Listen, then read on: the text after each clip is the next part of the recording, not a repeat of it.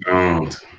Então vamos lá. Então, bem-vindos a todos e todas a mais um encontro, um encontro aí que a gente discute educação escolar. Na verdade, é o foco, né, todos em relação à educação de jovens e adultos, discutindo as mais variadas temáticas, né, que a modalidade nos dá condições. Então, mais uma vez, eu quero agradecer, né, a todos e todas que estão presentes. Homero, Henrique, antes de te apresentar, te dizer que é quase que uma família, quase que um grupo de estudos que semanalmente eu reúno aqui com essas discussões. Me deixa muito feliz, porque, como foi colocado, não é plateia, né, mas é mesmo a gente poder compartilhar conhecimento, compartilhar aí conteúdos que, de alguma maneira, sirvam para todos, né? Então, olha, professora Isabel Orquiz, muito prazer, professora sempre aí presente na primeira fila. Então é isso. Eu sou Homero Henrique, eu vou me apresentar, né? Dizer então que é com muita satisfação que eu recebo você, né? Chamar de você, Sim. nesse momento em que a gente vai discutir hoje um tema tão rico, um tema tão caro, tão importante, que é o que eu intitulei então de Vamos conversar sobre gênero e sexualidade na EJA. Enfim, então, eu sou o professor Luiz Carlos Ferreira, para quem não me conhece, sou professor adjunto da Unilab Ceará, sou pedagogo, mestre em educação, doutor na área de políticas públicas e formação humana, tudo isso pela Estadual do Rio, né, que é de onde eu venho, e na Unilab, então, discutindo educação de jovens e adultos e também as manifestações culturais africanas e afro-brasileiras. E aí, nesse sentido, eu tenho um grupo de pesquisa, né, já tenho pesquisa aprovada, né, com bolsista, discutindo, no primeiro momento, Moçambique, agora caminhando para Guiné-Bissau. Tem aí a professora Isabel, que é do Piauí, que discute Angola, e vários outros que, de alguma forma, se envolvem com a temática. E com isso, professor, essas lives, elas chegam também a Moçambique, chegam a outros países, né? Toda semana tem um grupo cativo aí que, de alguma forma, tem contribuído com essa discussão toda, que no final das contas vai sair um seminário, e a gente está pensando em produções além dessas que a gente trabalha com as conversas ao vivo. Então, vou apresentar o nosso convidado. Nosso convidado é o professor Homero Henrique, doutorando e graduando em Sociologia, é mestre em Políticas Públicas, especialista em Gênero e Diversidade na Escola e licenciado em Geografia. O professor Homero não quis colocar todo o currículo dele aqui, né, mas o professor Homero já tem uma referência aí nessa discussão, né, tanto Rio, tanto Ceará, outros estados, enfim, são discussões importantes, são discussões, eu já vou até colocar um pouco da minha posição, né, silenciadas na escola. Então, quando eu fiz a chamada, era pensando, né, que a gente pudesse discutir essa temática que pouco se discute, pouco se trabalha. Eu também não tenho conhecimento profundo e estudo sobre essa temática. Então, professor Homero Henrique, muito obrigado. Dizer para todos que essas conversas depois são gravadas, então quem quiser depois o conteúdo, vou colocar o link. E vamos começar então? Sim. Professor, antes de qualquer coisa, acho que é importante, né, eu ter apresentado de forma muito breve, você falar então um pouco da sua trajetória. Eu sempre coloco isso, porque eu acho que é importante quem a gente convida, que as pessoas saibam um pouco da trajetória acadêmica, profissional, até por conta do encontro com a temática, né, uma temática que, enfim, envolve gênero, sexualidade e diversidade. Nesse caso, a gente está trazendo para a EJA, mas eu acho que vale a pena explicar um pouco dessa sua trajetória até chegar nesse encontro com essa abordagem que a gente vai fazer aqui, tá bom? Então, bem-vindos a todos e todas. Vamos lá, professor, com a palavra, professor Homero Henrique. Ok, bom, boa tarde, né, a todas, todos e todes. Em primeiro lugar, agradecer esse convite, né, do Luiz, que eu tive a oportunidade de conhecer dentro da Unilab, dentro de um evento, né, ligado já às questões das quais eu venho trabalhando, de gênero e sexualidade. Recém-chegado. Né, foi a Semana da Pedagogia, né? Eu acho que foi já no final da programação daquele evento, e a professora Luma Andrade, que é uma professora da Unilab, indicou meu nome para participar de uma mesa redonda lá, com outros professores, e aí a gente teve a oportunidade de trocar muitas figurinhas já naquele dia, né? Então, a primeira palavra é gratidão ao convite. Bom, falar um pouquinho assim da minha trajetória, né, profissional, acadêmica. Minha formação em geografia, ela está muito ligada as boas influências que eu recebi de professores na minha educação básica, né?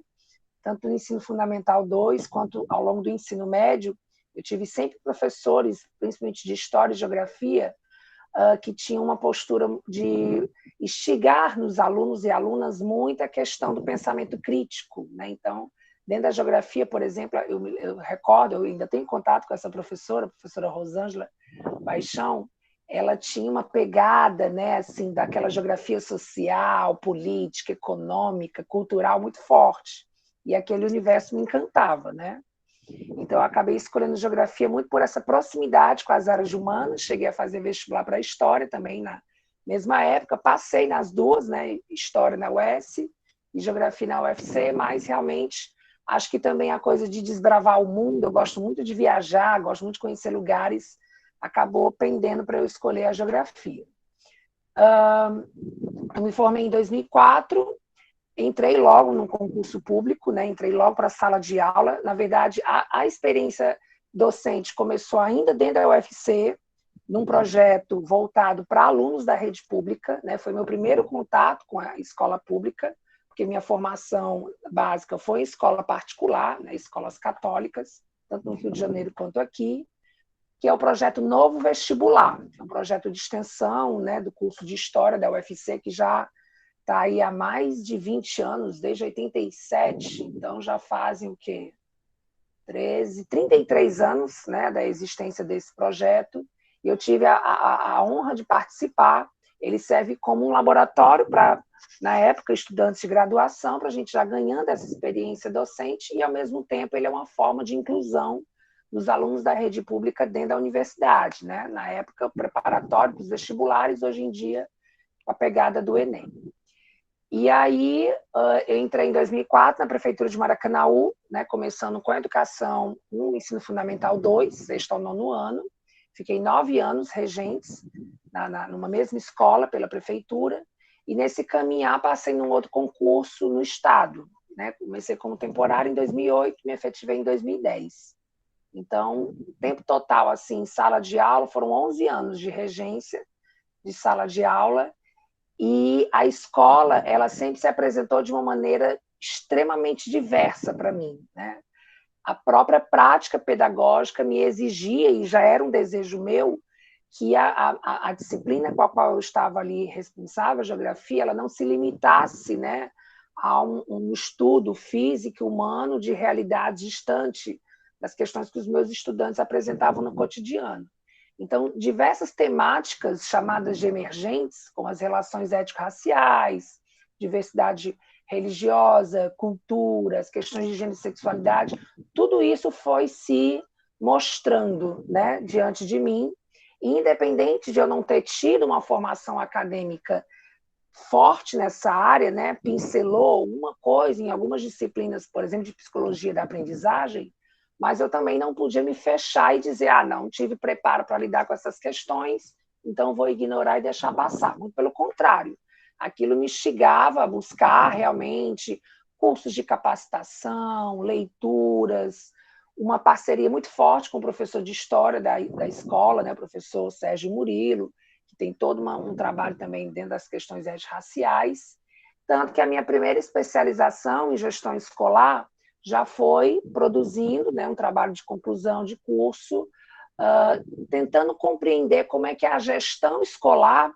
da escola onde eu estava lotado na época, lidava com essa diversidade que os alunos e alunas apresentavam nos seus comportamentos, né, nos movimentos dos seus corpos, na expressão das suas afetividades, etc. Isso em 2013, nessa minha primeira especialização. Nesse mesmo ano, eu tive a oportunidade de entrar na Secretaria de Educação, né? Nem era algo que eu almejava, meu negócio sempre foi escola, e é algo que me sinto muita falta e pretendo voltar ao chão da escola, né? Que foi trabalhar com a política pública.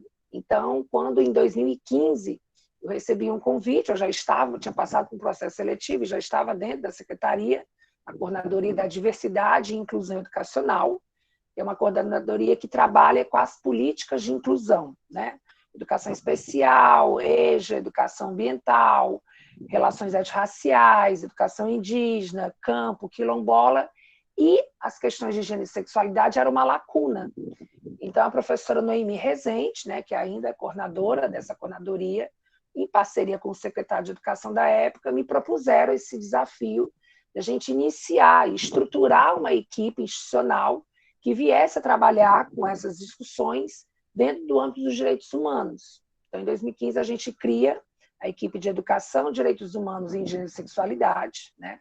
Óbvio que existe toda uma articulação política também nos bastidores, né? Não era algo que simplesmente se criou do nada, havia um contexto, havia uma cobrança, uma necessidade e também as barreiras, né? Digamos assim, os contrapontos a isso. E a gente iniciou um trabalho tímido de formação de professores. Então, durante 4 anos, 2015 a 2019, 5 anos, na verdade, eu estive à frente dessa equipe, né, em média 3 servidores, viajando pelo Ceará fora, em alguns casos fazendo, inclusive, atendimentos específicos, né, nas escolas, com essa temática.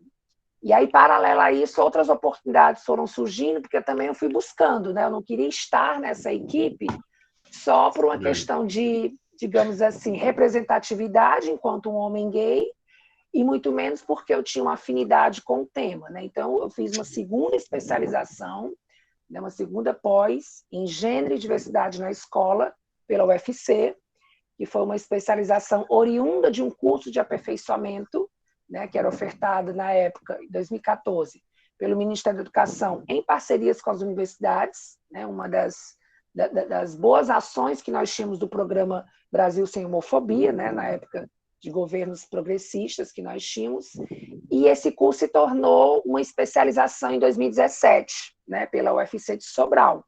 Então, em 2017, olha a loucura, eu entro para o mestrado de Políticas Públicas na UES e, paralelo a isso, faço essa especialização em Gênero e Diversidade na escola, né? E no mestrado, mesmo estando dentro da política pública, eu tinha que trazer as discussões de gênero para isso. Então, a minha dissertação na política pública, que eu fiz pela UES, foi justamente analisando, né, esse movimento a nível de Estado do Ceará, de termos uma política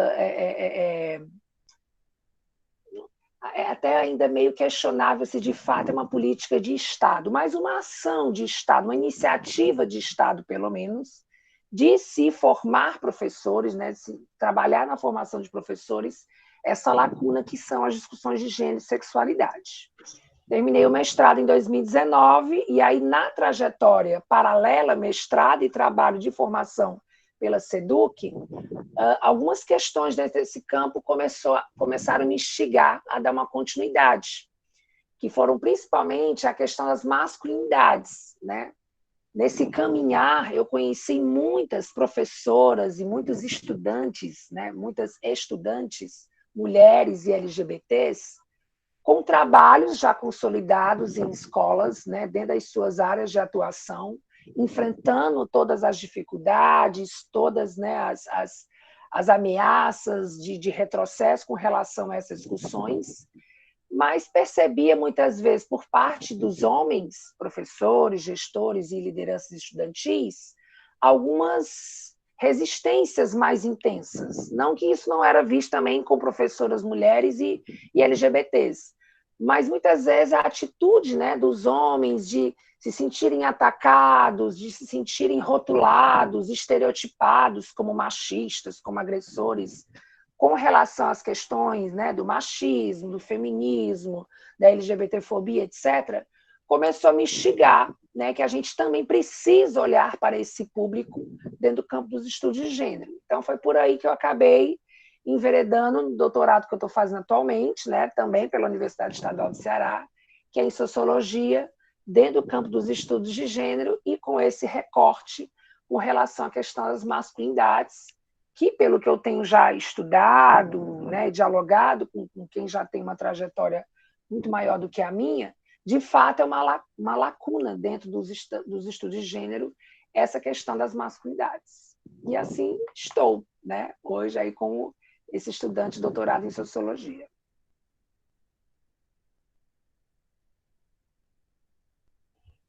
Pois é, então, essa discussão, acho que ela pouco aparece, principalmente quando a gente se refere à educação de jovens e adultos, exatamente num contexto em que a educação escolar não deu conta da permanência, né, desse menino, dessa menina na escola durante aí, né, o período, seja da idade certa, da idade própria, enfim, né?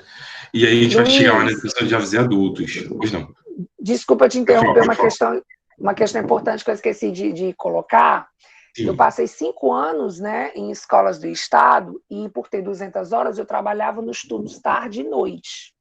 Então, à noite, você tem o ensino médio noturno, tanto as turmas regulares quanto a EJA, com uma heterogeneidade ainda mais desafiadora do que o ensino regular diurno, né? Então, eu acabei tendo acesso a muitos sujeitos, né, que a gente vai falar ao longo aqui desse bate-papo, dentro desse contexto da educação de jovens e adultos. Embora eu não tenha lecionado diretamente para uma turma de EJA, mas nos momentos de planejamento, nos corredores, ou mesmo o perfil dos alunos, porque também na turma regular nós tínhamos alguns alunos e alunas com perfil muito parecido com os jovens e adultos de turmas de EJA.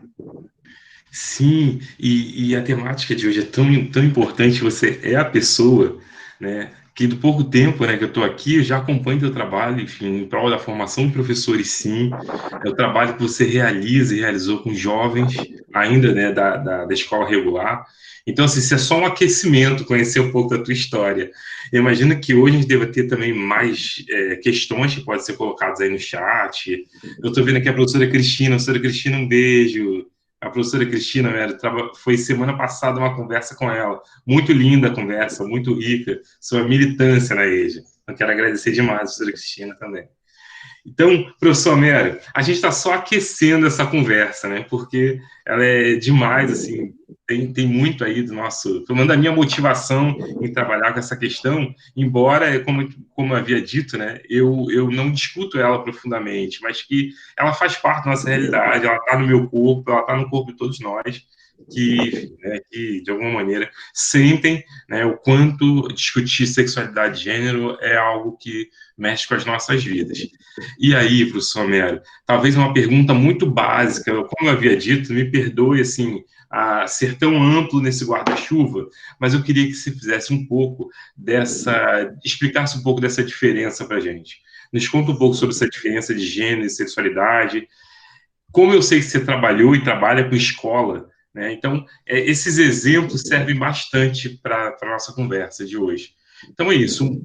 Fala para a gente um pouquinho sobre essa diferença. Pronto, assim, muitas vezes pode até parecer um ponto inicial muito básico, né? Talvez para quem já esteja mais inserido nessas discussões, mas justamente nesses 5 anos de secretaria e antes em sala de aula, a gente percebe que, na verdade, ainda são questões muito mergulhadas no senso comum, porque, pelo incrível que pareça, isso ainda é muito tabu, seja a nível de família, seja dentro de escola, na formação de professores, no dia a dia da sala de aula, né? Discutir essas questões de gênero e sexualidade ainda é cercado de muitas falsas ideias, né? De muitos mitos e muitos tabus, e acaba que o senso comum reproduz muitos estereótipos, né? Muitos estigmas, etc. Então, o campo dos estudos de gênero e sexualidade, eles de fato se entrelaçam, né, em diversos momentos, mas não significa exatamente a mesma coisa, né? Certo. Quando eu falo, por exemplo, uma perspectiva de gênero, e é sempre interessante, né, em tempos aí tão extremistas que a gente tem vivenciado, de negacionismo da ciência como um todo, e de alguns ataques mais específicos, por exemplo, a esse campo dos estudos, falar de gênero ou discutir as questões de gênero não significa não considerar ou negar as questões biológicas do ponto de vista do sexo, né? A ideia de sexo biológico, dos caracteres físicos, né? O que diferencia o dito corpo feminino ou corpo masculino, tendo a anatomia como referência, isso é bastante presente, por exemplo, na biologia, né? Mas, quando eu falo nas relações entre homens e mulheres, né, na construção, na concepção que cada um de nós que está aqui tem do que é ser homem, do que é ser mulher, de vivenciar as suas masculinidades, as suas feminilidades, né, de toda a construção que nós temos dentro de uma questão cultural, né, historicamente falando, porque essa construção ela é permanente, ela começa ainda antes mesmo de nós nascermos, né? A ideia de saber o sexo, por exemplo, do bebê, ela denota toda uma projeção de vida que os pais costumam fazer, né, nos bebês, que vai perpassar aí pela questão das cores, das práticas esportivas, a cor e o comprimento do cabelo, a forma de se vestir, a carreira profissional a seguir, o que vai ser ensinado, né, para essa menina ou para esse menino desde pequeno, a forma como vão vivenciar suas primeiras experiências sexuais. Então, toda essa construção, né, que nós temos, tendo como referenciais aí a masculinidade e a feminilidade, é o que concebe o conceito de gênero. Né? Se a gente trouxer autoras aí como a Guacira Louro, o professor Alexandre Bortolini, do Rio de Janeiro, o professor Loyola, né, que foi o primeiro professor a trazer essas discussões de gênero para a área da pedagogia, né, no programa de pós-graduação da UFC, Luiz Palhano Loyola, o conceito de gênero estaria dentro desse campo, né, de uma construção social, cultural e histórica, e que não é uma construção fechada, né, única, permanente, mas sim algo que se constrói e se reconstrói ao longo das nossas vidas. Por outro lado, a questão da sexualidade, quando a gente fala em sexualidade, e o senso comum remete muito a falar de sexo, né? Então, se eu trato, por exemplo, desses assuntos em sala de aula, se eu trago a questão da educação sexual, o conservadorismo extremista vai dizer que é você falar de sexo para as crianças, você atiçar os adolescentes, você vai ensinar as pessoas a manter relações sexuais. Isso é uma grande falácia, né? A sexualidade ela não está ligada apenas ao ato sexual. A sexualidade ela tem a ver com toda uma questão de energia, né? de valores, de concepções, de desejos, né? Que nós, ao longo das nossas vidas, vamos descobrindo, né? As nossas sensações, a forma como nós nos reconhecemos enquanto homens e mulheres, o nosso desejo pelo outro ou pela outra, né? Então, a sexualidade, ela está, como diz o Luiz Palhano Loyola, ela está nesse campo de uma, digamos assim, um conjunto de significados, né? De sentidos, de experimentações, né? Do nosso corpo e dos nossos desejos. Então, seriam essas duas grandes áreas, né, campo de gênero e campo de sexualidade, que se entrecruzam em muitos momentos. Isso tudo está muito presente na escola, né? Como eu falei das minhas vivências desde a educação básica, na forma como os alunos e as alunas se tratam, né? Muitas vezes na reprodução de determinados papéis dentro da própria sala de aula. Se eu pensar, por exemplo, nas semanas culturais, as meninas ficam responsáveis pela limpeza da sala e pelos números artísticos. Os meninos ficam mais envolvidos com os experimentos científicos e com a arrumação, né, dos espaços em termos de deslocar móveis pesados ou algo do tipo. As aulas de educação física, né, se eu olhar ainda a reprodução do esporte associado ao gênero, né? Então, futebol para os meninos, vôlei para as meninas. Na própria questão da linguagem, né? Muitas vezes a sexualidade tentando ser utilizada ali como uma forma de ofensa, né? Ao outro ou à outra que foge da norma. Então, se eu percebo ali um menino mais afeminado, uma menina mais masculinizada, então tem toda aquela questão do uso de termos, né, na tentativa de ofendê-los, né, de diminuí-los com relação ao convívio, né, com os demais colegas, no uso dos banheiros, na forma como esses meninos e meninas vão expressando seus afetos, né, a ideia do andar de mãos dadas, do beijo, das roupas, né, do uso de uma indumentária, um batom. Então, são muitas situações que, como diz a professora Guacira Louro, transitam na escola, né? A sexualidade ela já está presente na escola, por mais que muitas vezes o educador ou a educadora se recuse a contextualizar essas discussões no seu conteúdo, né? Na sua sala de aula. Eu me lembro, por exemplo, de episódios em que, por alguma razão, né, às vezes uma aula mais intensa e deixando para fazer uma chamada no final da aula, e fazendo por números, né, que raramente eu fazia isso, sempre gostei de chamar pelos nomes, mas fazendo por número, ao chamar o estudante do número 24, nas salas em que os meninos, né, um menino, homem, era o número 24, eu me deparei com situações assim da sala se transformar num grande clamor, né, de gritos e palavras pejorativas com relação ao menino, porque era um garoto com o número 24. Né? E aí eu comecei daí, inclusive nessa situação, a desafiar os meus alunos a entenderem de onde que veio essa associação número 24, por exemplo, com a questão da homossexualidade. Né? Então, como diz a Louro, as questões de gênero e sexualidade, elas estão presentes o tempo inteiro na escola.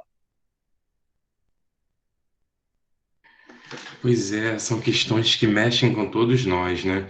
Isso porque, como eu havia dito, né, a gente já fala de formação de professor, já fala de currículo, mas essa já é o grande, assim, grande barato de uma discussão que é muito longa. E aí, professor Mério, eu fico pensando que quando a gente trabalha, né, com educação de jovens e adultos, e aí falando com alguém que tem pesquisado, inclusive, em outros países, né, discutindo aí a África, essas práticas ligadas à questão cultural, que é muito forte, né, do empoderamento masculino, sobre a questão da mulher, né, isso passa pelas práticas de iniciação dos ritos, né, do ser homem, do ser mulher. Foi até uma discussão que a gente já fez aqui numa live, muito rica, muito interessante, para discutir essa questão da cultura, que é justificada para tratar dessa desigualdade, né? Então, justifica essa desigualdade pela cultura, é um pouco isso, que é amplo demais, né? E que, de alguma maneira, agora, pensando aqui, né, a realidade brasileira e o que a gente vive em sala de aula, eu me lembro de experiência que eu já no final, né, já como diretor de escola, eu me lembro de um estudante que já estava naquela fase de se travestir, né, de querer vestimentas femininas, e eu me lembro que na época, né, eu estou falando de 15, 20 anos atrás, né, foi muito embaraço, né, para lidar com essa questão. E aí a conversa, né, ela chega na educação de jovens adultos exatamente por conta dessa evasão, por conta da desistência desse estudante da idade própria, na escola regular, enfim, que desiste. A conversa ainda, antes de tocar na EJA, vai ser em cima dessa passagem, né, ou desse abandono, né, exatamente por força dos processos micro de exclusão, né? Alguns micro, ou seja, eu quero dizer que são mecanismos muito sutis de exclusão, mas que também são mecanismos muito severos de exclusão. Eu queria ouvir um pouquinho, né, do professor Mério sobre essa questão que ainda está na escola regular, e você já deu a primeira pista do número 24, né? Enfim, o bullying, né, que passa aí por essas questões, isso quando não são mesmo físicas, né, extremas, de violência, etc. Fala um pouquinho para a gente desse cenário da escola ainda. Né? Daqui a pouco a gente vai chegar na EJA, mas o que motiva, né, a saída do estudante por força dessa escola, desse currículo que nega, que silencia. Uma professora está dizendo aqui, ó, na minha época, a professora de biologia nem tratou do sistema reprodutor, ou seja, não se discutia a questão a questão maior, né, que está ligada aí a gênero. Fala um pouquinho para a gente sobre essa experiência. Luiz, linkando ainda com a pergunta anterior, né, eu fiquei aqui te ouvindo e me relembrando que alguns perfis que me chamavam a atenção no ensino noturno, e eu observava conversando com os meus colegas que eram lotados em turmas de EJA, que nas EJAs não era muito diferente, né, com relação à turma regular. Nós tínhamos, por exemplo, em turmas de segundo ano, que normalmente a média etária é de 16 anos, a faixa etária correta é 16 anos, meninas com mais de 20 anos de idade, né, grávidas, né, que muitas vezes acabavam abandonando a escola ou ao longo da gestação ou após a gestação. Nós nos deparávamos com o perfil de senhoras de idade, eu tive muitas senhoras de seus 40, 50, 60, 70 anos até, né, que retomavam os estudos depois de um longo tempo, né, tendo abandonado a escola ainda no ensino fundamental, então elas retornavam para o ensino médio regular ou mesmo para as turmas de EJA, para ter esse desejo de, as palavras de muitas delas, né, concluir os estudos, né, terminar pelo menos o ensino médio, e muitas com histórico parecido, né, de mulheres que deixaram a escola para se dedicar aos cuidados domésticos, né, à criação dos filhos. Algumas já trabalhavam fora, outras nem isso, né? E as que trabalhavam fora, por exemplo, passavam às vezes até pela necessidade do próprio mercado de trabalho de concluir pelo menos o ensino médio. Confesso a você que um perfil que sempre me chamou a atenção, a ausência dele, né, desse perfil, na minha sala de aula propriamente dito, eram das pessoas trans. Embora os estudos mostrem, né, as pesquisas mostrem, vou já falar desses números, que muitas travestis e transexuais, justamente por serem forçadas a abandonar, forçadas e forçados, né, no caso os homens trans, a escola regular diurna, elas acabam indo para o ensino noturno, né? Acabam indo, por exemplo, para as turmas de EJA. Eu, particularmente, cheguei a ter experiência apenas com duas, né? Num cursinho e numa escola de ensino médio, eu tive uma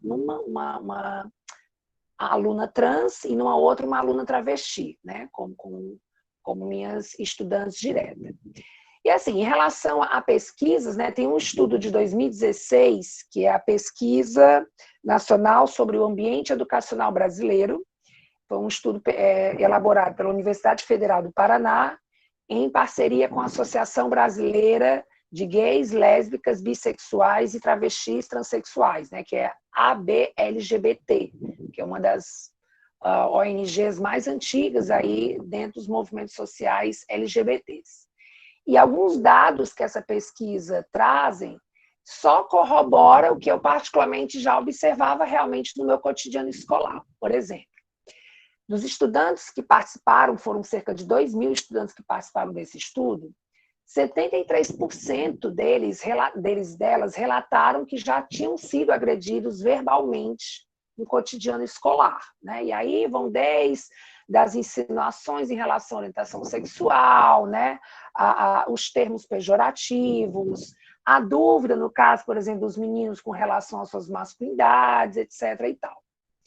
36% desses estudantes LGBTs já tinham sido agredidos fisicamente, né? E aí é interessante como muitas vezes essa questão da LGBTfobia dentro da escola, ela é pensada muito nessa perspectiva apenas da agressão física e verbal, como os números estão dando, né?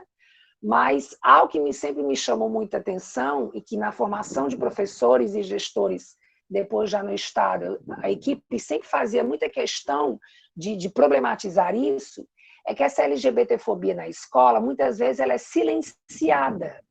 Ela não necessariamente se configura com um xingamento, um empurrão ou uma agressão, né? Eu me deparei com situações, por exemplo, de alunas que eram isoladas do restante da turma, no sentido de trabalhos, por exemplo, em equipes,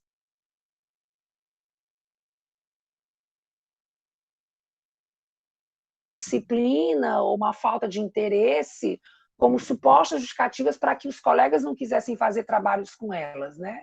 E aí, quando eu fui investigar, na verdade, a questão era uma suposta orientação sexual lésbica. Eu me lembro, inclusive, até hoje, muito vivo na minha memória, as argumentações, né? Uma colega disse, professor, eu não tenho problemas, não tenho preconceito, né? Dizem que ela é sapatão, eu não tenho nada a ver com isso. Mas se a gente andar muito com ela, né, se a gente for fazer trabalho em equipe, etc., o que é que os outros vão pensar? Vão achar que a gente também é, né? E aí a colega não satisfeita, né? E falavam isso com uma naturalidade que eu nem conseguia perceber aquela maldade extrema, aquele desejo de realmente isolar a aluna. era muito mais uma questão de um preconceito enraizado e naturalizado, infelizmente. A outra pegou e disse, professor, eu tenho até meu namorado, então assim, eu não tenho problema nenhum. Só que a gente fazendo trabalho em equipe, precisa ir para casa, vamos estudar junto, vai que um dia ela dê em cima de mim. Né? Então, assim, essa eu estou relatando muitas de outras situações que eu percebi, o quanto muitas vezes essa discriminação de natureza LGBTfóbica, né? Alguns estudiosos vão chamar de bullying LGBTfóbico, ela está também muito no âmbito do silêncio, né? Aquela ideia da aversão, é o menino mais afeminado que os garotos evitam andar muito próximo, é a garota trans, muitas vezes, que não tem o nome social respeitado, embora haja legislações, a gente vai falar disso mais à frente, que amparem, né, esse direito, que não é um privilégio, mas sim uma forma de você, de fato, incluir esses sujeitos e essas sujeitas, né? Você dizer que os reconhece como eles e elas de fato são. Então, o nome social, né, de longe não é uma questão de privilégio. O próprio uso dos banheiros, né, novamente fazendo aí o recorte às pessoas trans, que é um outro dilema, né, que infelizmente também leva muitas dessas meninas e meninos, né, a se evadirem na escola. E já linkando com o ensino superior, né, eu lendo alguns artigos para fazer uma fala mais fundamentada aqui com você, e ouvindo também alguns depoimentos, né, de meninas trans que eu conheço na UES, muitas vezes a própria situação delas e deles terem os seus trabalhos acadêmicos ou as suas falas no momento de sala de aula postas em questionamento, né? Uma certa dúvida da capacidade daqueles sujeitos, né, de acordo com os espaços que eles ou elas ocupam.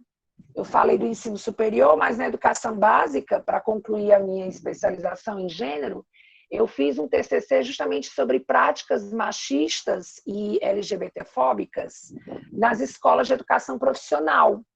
E eu me deparei, entre outras situações, com meninas que, quando cursam, né, áreas ditas masculinas, por exemplo, eletrotécnica, mecânica, automação industrial, elas têm as suas capacidades cognitivas postas em cache, né, como se supostamente elas não tivessem a mesma capacidade, por exemplo, de raciocínio lógico, tanto quanto os meninos. Assim como eu me deparei também com realidades de meninos que muitas vezes, por estarem em cursos culturalmente concebidos como femininos, curso de enfermagem, de estética, de massoterapia, têm as suas orientações sexuais postas em dúvida. A própria pedagogia, né? A própria pedagogia também. Justo, né? Professores que têm dificuldade de serem lotados em turmas de educação infantil e fundamental 1 pelo fato de serem homens. Então, é todo um cenário que explica, por exemplo, voltando novamente à questão das trans, por que 82% desse público, né, de pessoas trans se evadem, infelizmente, da escola, né? Se eu olhar para os cursos de licenciatura, por que tão poucos homens buscam fazer, por exemplo, um curso de pedagogia? Né? Ainda hoje uma área predominantemente feminina. Então, são alguns dados aí que embasam, né, esse cenário de evasão escolar, que não é uma exclusividade da educação básica, mas acredito que também é um fenômeno que a gente vai se deparar no ensino superior. Pois é, e eu me lembro, né, que quando a gente conversava, inclusive, sobre essa própria live, me veio duas questões muito básicas, mas que estão presentes no nosso dia a dia, com a mídia, né, intensificada aí, que foi aquela série Segunda Chance, Segunda Chamada, né? Segunda Chamada, em que tinha uma estudante trans, né? E recentemente, me parece, salvo engano aí, se eu estiver enganado, vocês por favor me corrijam, que na Malhação, né, que mostra também o caso, eu até destaquei aqui no meu scriptzinho, o Benjamin, que nasceu menina, e que isso também está sendo abordado, né, na TV. E aí isso me remete também à educação de jovens adultos, aí pensando lá nessa série, Segunda Chamada, o quanto isso está presente na sala de aula, fruto dessa exclusão, como você havia colocado, né, fruto dessa exclusão que começa, entre aspas, né, de forma sutil. Eu digo aspas porque ela não é sutil, ela é, de fato, algo muito avassalador na vida de cada um que vive, que passa, e excludente, que vai, de alguma maneira, isso chega, de alguma forma, na educação de jovens e adultos, né?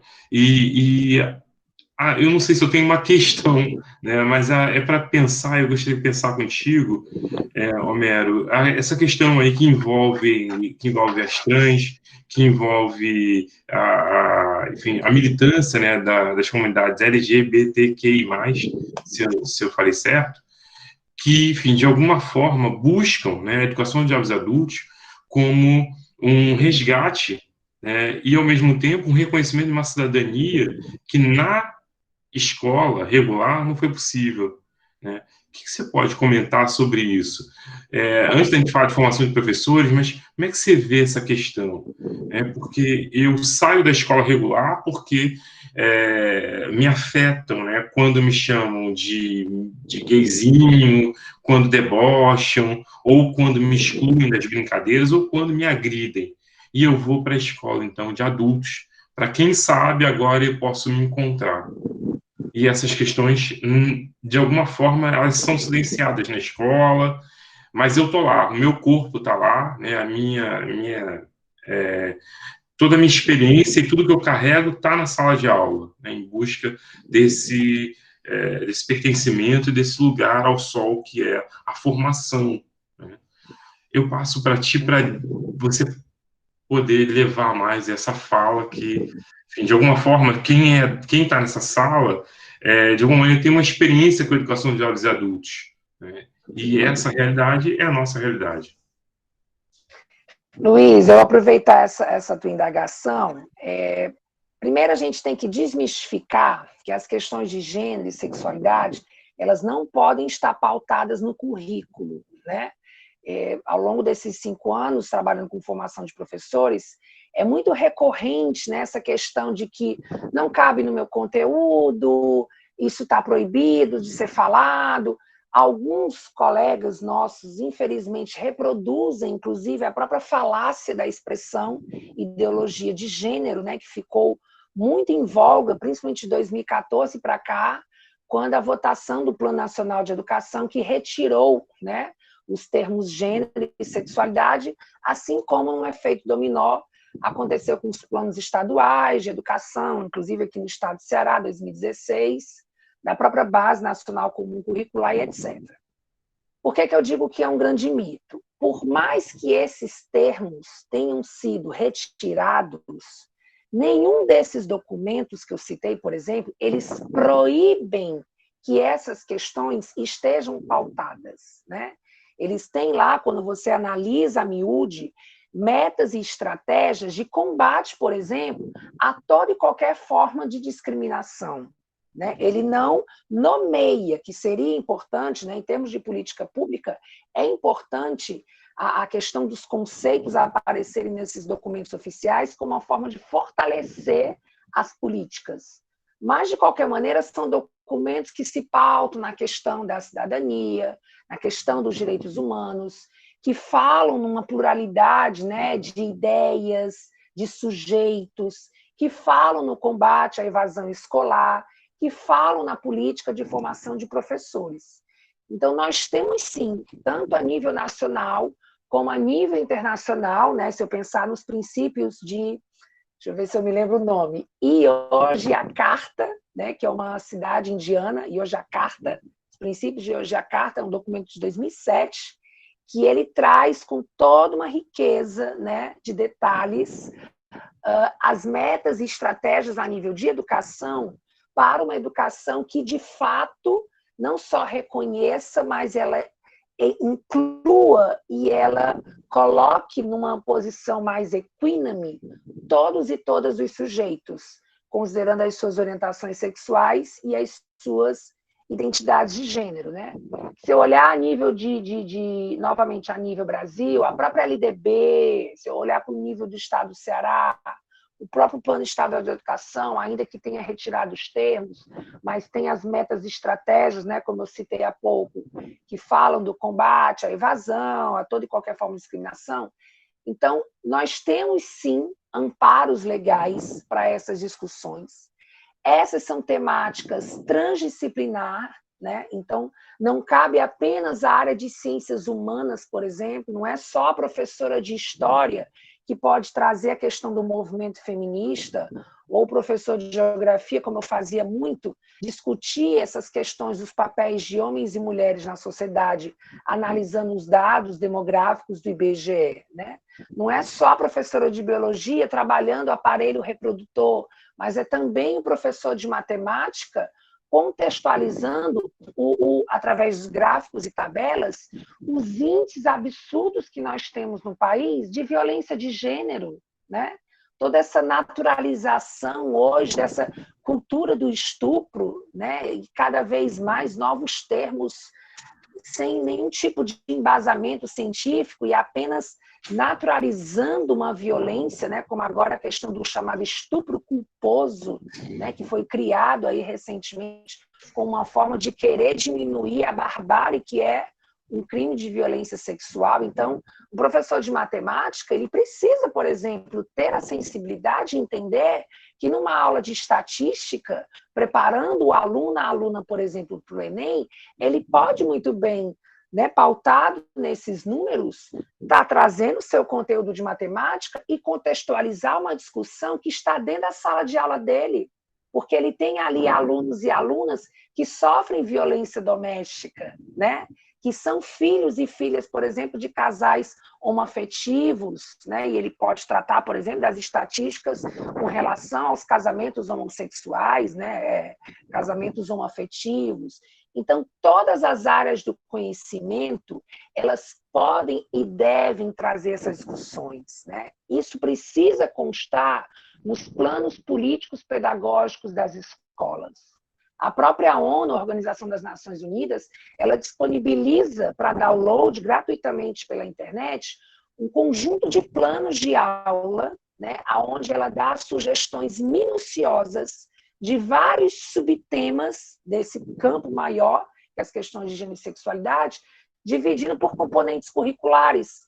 Então, vai desde a educação física, passando pela química, a sociologia, enfim, né? Então, eu acredito que a primeira questão, como forma de a gente pensar, né, que esses sujeitos LGBTs não se evadam da escola, e mesmo aqueles que busquem a EJA por N motivos não sejam motivados necessariamente pela evasão, eles e elas precisam se ver reconhecidos no currículo, né? Na fala dos educadores, a própria linguagem, né? Por que não uma linguagem mais inclusiva? Porque que toda vez que eu estou dando um exemplo, seja qual for a minha aula, o conteúdo, eu parto, por exemplo, do pressuposto do ele e ela. Quando eu tenho na minha sala, por exemplo, meninos que estão se descobrindo homossexuais, meninas que foram adotadas por 2 pais, né? Garotos que são criados pela tia e um avô. Então, por que na minha linguagem eu já não deixo claro que eu reconheço toda essa pluralidade, inclusive na constituição das famílias, né? Então, por mais que se torne cansativo, às vezes é interessante eu estar dando esse destaque do eles, do elas, né? Inclusive nesse plural. Além, lógico, eu vejo como também um outro caminho, não sei se eu estou fugindo um pouco da questão que você colocou, fazer valer o que nós temos de dispositivos legais. E aí, fazendo um recorte às pessoas trans, nós temos, por exemplo, a nível de Estado, né, resoluções, decretos e leis estaduais, interessante isso, leis, né, que dentro da hierarquia lá legislativa tem uma força maior, que garantem a questão do nome social. A própria Secretaria de Educação, né, há 3 anos que ela alterou, e aí foi todo um processo de luta, diga-se de passagem, eu estava à frente disso, no seu sistema de matrícula, ela incluiu a aba do nome social, o que permitiu, por exemplo, a gente começar apenas há 3 anos, embora a resolução seja ainda de 2010, já de 2010, mensurar quantos e quantas alunas trans nós temos, por exemplo, na rede estadual de ensino, né? Os dados mais recentes mostram ter em torno de 160 estudantes transexuais e travestis na rede estadual, o que eu particularmente acho um número pequeno, porque eu ainda fico pensando quantos desses meninos e meninas trans se evadiram e não voltaram à escola, talvez não saibam que podem ter o seu nome social, sim, reconhecido, né? Escolas que talvez ainda, infelizmente, a gente recebia muitas denúncias, né? Não faziam valer as resoluções. E aí as justificativas são das mais variadas, né? Algumas, lógico, que denotam também a necessidade contínua da formação, porque muitas vezes, um exemplo, o secretário e a secretária escolar, ele não matricula com o nome social, não é nem porque ele não queira, é porque ele não sabe nem o que é o nome social, né? A questão do uso dos banheiros. Existem, sim, né, resoluções aí já a nível nacional, do Conselho Nacional de Combate à Discriminação, o CNCD, que garante a todos os sujeitos trans, né, tanto a educação básica quanto o ensino superior, tanto a nível federal, estadual e municipal, utilizar os banheiros a partir, né, da sua identidade de gênero. Então, são ferramentas legais, né, que têm sido aí aprovada nos últimos tempos. A própria questão da divulgação disso, acredito que seja uma estratégia que tem que ser fortalecida, mas mais do que divulgar, mais do que se conhecer essas leis, é fazer valer dentro dos espaços escolares, né? Então, eu acredito que esses três âmbitos essas três questões que eu citei, seriam caminhos para a gente, com certeza, conseguir aí reduzir, né, essa questão da evasão de sujeitos LGBTs em função dos preconceitos que sofrem no dia a dia escolar. Perfeito. Mas aí, Homero, olha só, eu vou até inverter um pouco aqui o script. E aí eu vou inverter para pensar exatamente o seguinte: a gente está falando do estudante trans, travesti. É bom dizer que hoje nós temos mais um caso, né, de uma travesti que foi morta aqui no Ceará. Então, assim, parece que dentro de uma semana nós tivemos 2 casos que foram colocados na mídia, né, fora os que não aparecem. Desliga a câmera. E aí, Homero, eu queria pensar contigo, no caso, não mais dos estudantes, eu queria pensar contigo, né, a questão dos professores ou das professoras trans, travestis, gays, qual o lugar deles? Eu sei que você não fala em nome de secretaria, mas como um estudioso da área, como alguém que passou, né, que participou aí da célula, né, que chama-se de célula, como lidar com uma relação que não é só do estudante. Agora eu vou trazer isso para o professor, para a professora. Como é que a gente pode... O que você tem a dizer aí sobre esses números, sobre a tua experiência, do que você viu? Enfim, assim, só para lembrar que eu não vou colocar ainda a questão de formação de professores, que vai ser a próxima questão, mas só para lembrar que a Unilab, né, tem, se eu não me engano, a primeira professora trans, né, no ensino superior, doutora, né, professora Luma, então, Luma Andrade, né, então, respeitadíssimo nas questões acadêmicas, profissionais, mas diferente, talvez, desse quadro, né, da professora que teve, né, enfim, o privilégio, vou dizer até privilégio, né, desse lugar que a diferencia, como pensar nesse professor da escola básica? Você diz no sentido de posturas que eles e elas poderiam assumir, como lidam com essas questões do cotidiano, ou você fala no sentido da conquista dos espaços por parte da conquista dos espaços. E se você quiser fazer também na sequência, como elas lidam com isso, elas, que eu me refiro, elas, eles, né? Entendi. Que conhecimento a gente tem das professoras, dos professores trans, travestis, gays, na rede, na sua experiência de formação de professores?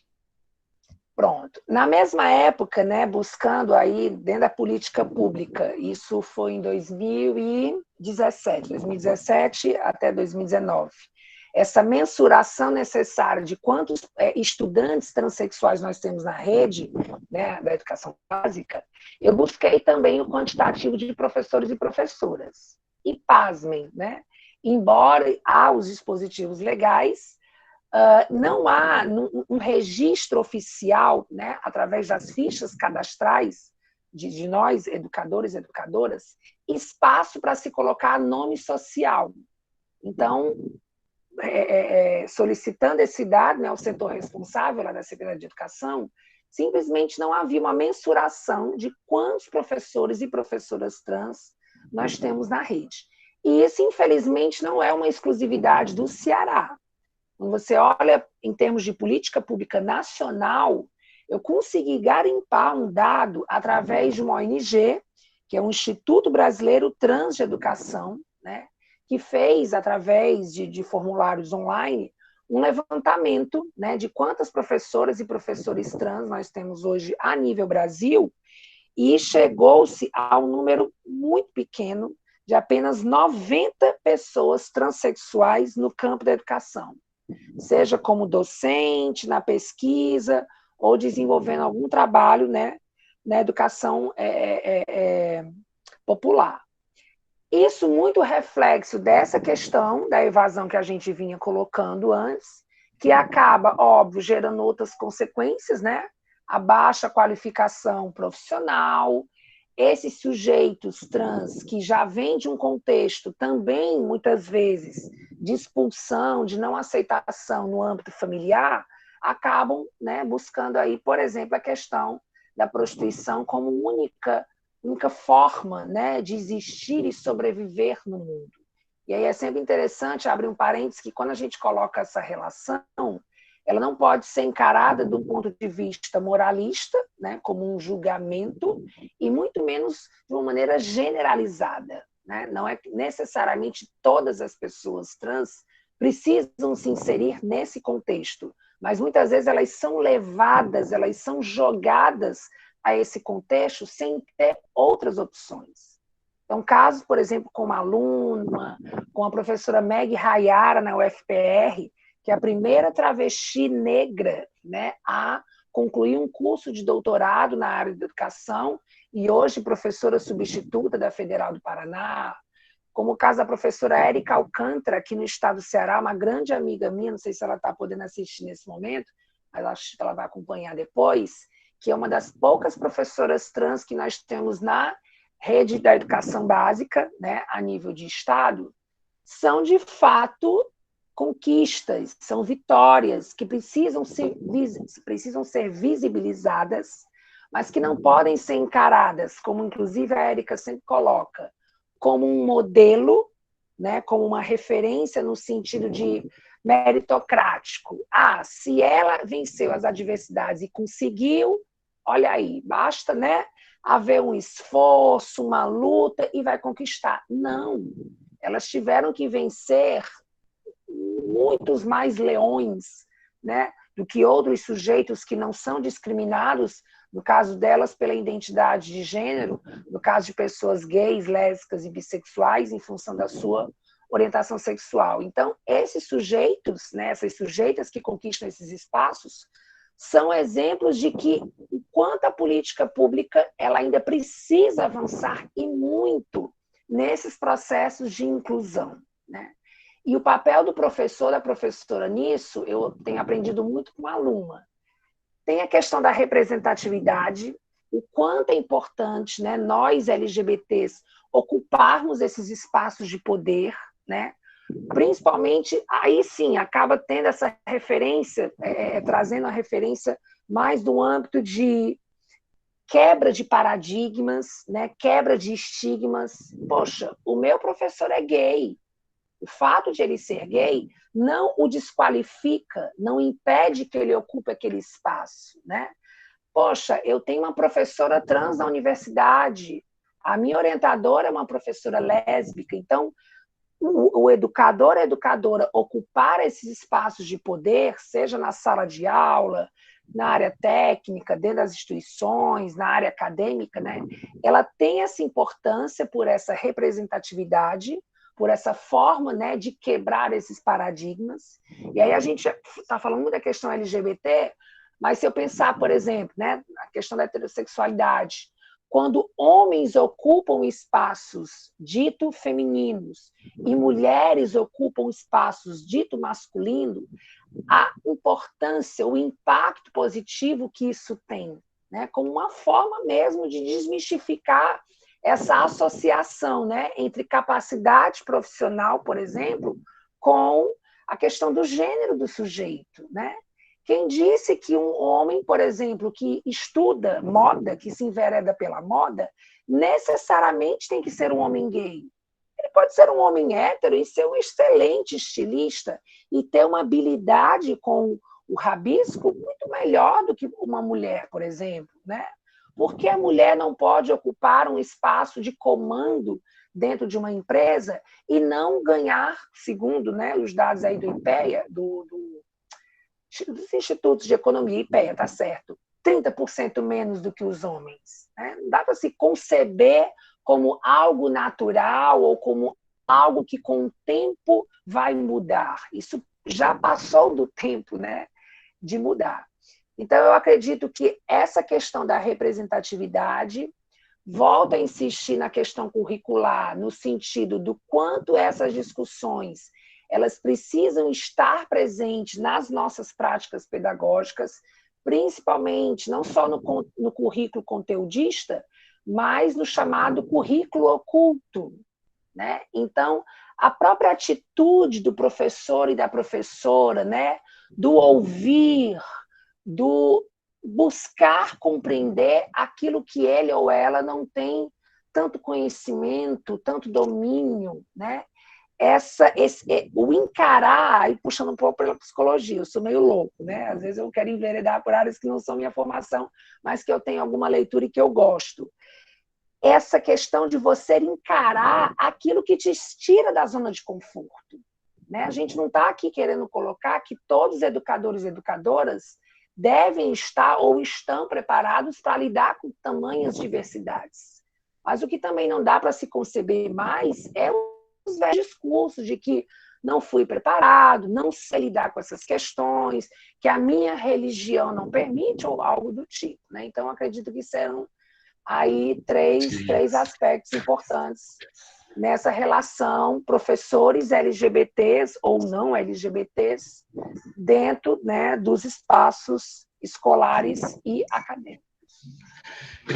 E de todo modo, né, quer dizer, quando eu te provoquei a pensar também nesses professores, é porque nós estamos falando de professores e professoras, né, que chegam até a educação de jovens e adultos, né, que estão na sala de aula, vivenciando a experiência como docentes desses estudantes ou dessas estudantes, mas também como aqueles que vivem, né, a sua orientação sexual, enfim, né, da forma como cada um quer ser. Mas isso da forma como cada um quer ser esbarra no estereótipo, esbarra numa dominação, né, num modelo, né, hegemônico que diz como cada um tem de ser, né? E aí, eu estava pensando sobre a questão dos cursos de formação de professores. Você já deu várias pistas para a gente, né? Você já falou do currículo, por exemplo, mas que de alguma forma, e aí eu fico pensando, né, cada um aqui nas suas formações, mas o quanto ainda os cursos de formação de professores deixam muito dessas questões para trás, né? Ou nem as colocam em questão numa discussão que envolve formação de professores e professoras. Digo isso porque na próxima semana a gente vai discutir religiosidade, né? A gente tem discutido algumas temáticas que de alguma forma mexem com esse silêncio da escola, né? E essa é uma delas. Fala um pouquinho para a gente sobre os currículos, no caso, currículo de formação de professores, esses desafios ainda colocados na formação dos professores, e aí talvez você possa até relacionar, estou pensando aqui, com a tua experiência de formação de professores, né? Quer dizer, não vale mais esse discurso de dizer assim, não sei como lidar, não fui preparado, que é muito comum, né? Se não vale mais, o que falta ainda nesse currículo, né, da formação de professores que vai, de alguma maneira, formar, e aí talvez redundante, né, falar assim, mas é o que forma o professor que vai lá para a educação de jovens adultos, né, que vai sair dessa zona de conforto, com aspas, de lidar com a criança, de não tocar nesse assunto com a criança, com o jovem, mas vai lidar no cotidiano da EJA. Vamos pensar um pouquinho sobre os cursos de formação de professores, das licenciaturas, por exemplo? Pronto, Luiz. Pensando a nível, por exemplo, hoje de estado do Ceará, nós temos, dentro da questão, né, da graduação, da formação do ensino superior, cada vez mais a presença da disciplina de educação, gênero e sexualidade nos cursos de pedagogia, eu tenho percebido esse movimento, né? Ou fuçando pela internet, ou conversando com pessoas que estão no curso, hoje mesmo divulgando essa live, um colega que trabalha na Secretaria Municipal de Pacatuba e estuda pedagogia, né, numa instituição privada, ele me perguntou, me fez um convite, se a gente podia trazer essa discussão e tal, porque ele está fazendo essa disciplina, né? A própria UES, nos cursos também de pedagogia, naquela modalidade semipresencial, né, que tem por polos, eu mesmo dividi uma disciplina com a minha orientadora, né, do mestrado, a professora Lia Fialho, com a turma de pedagogia lá em Maranguape, né, no polo Maranguape. A Unilab, né, atualmente, com a especialização em gênero, diversidade e direitos humanos, né, que eu estou tendo a oportunidade de estar novamente Pois é, bom dizer inserida isso, nesses né? Que você cursos. está conosco aí nessa especialização. Né, eu estou como tutor de um polo em Aracoiaba. A própria especialização que eu fiz na UFC, né, é bem verdade que, infelizmente, não houve uma continuidade para uma segunda turma, formou-se uma turma única, Educação em Direitos Humanos, e a outra, Gênero e Diversidade na escola. Se eu pensar em termos de linhas de pesquisa, né, nós temos, por exemplo, um mestrado profissional em educação da URCA, Universidade Regional lá do Vale do Cariri, que ela tem uma linha de pesquisa específica para as discussões de gênero e sexualidade. Professora Zuleide Queiroz, né, que é uma das principais articuladoras dessa questão lá. Na UFC e na UES, nós temos os programas de educação e sociologia, né? Algumas linhas de pesquisa, por exemplo, aqui eu faço parte lá na UES, dentro do campo dos estudos de gênero, né? No caso a minha de gênero e geração, que é um eixo temático na linha de cultura, desigualdade e diferença. Então, assim, a gente não pode, óbvio, generalizar e dizer que na formação inicial ou continuada dos professores, essas questões elas estão totalmente silenciadas. Mas o que é bem verdade é que os avanços eles precisam ser ainda muito mais intensos, né? Às vezes a gente tem, por exemplo, dificuldades em alguns programas de tentar encaixar essas discussões, né? No próprio programa que eu faço parte na UES, atualmente apenas um professor de fato orienta, que é o meu orientador, por sinal, as discussões de gênero e sexualidade, né? Se eu olhar novamente para as licenciaturas, se há aí um caminhar na área da pedagogia, mas nas licenciaturas propriamente dita, no sentido da história, matemática, geografia, isso ainda é muito en passant, né? Quando ofertada, a disciplina está como optativa, muitas vezes a discussão se dilui ali nas disciplinas de psicologia da aprendizagem, alguma coisa do tipo, né? Então, ainda é, ao meu ver, muito forte a carência realmente dessa formação dentro desse âmbito.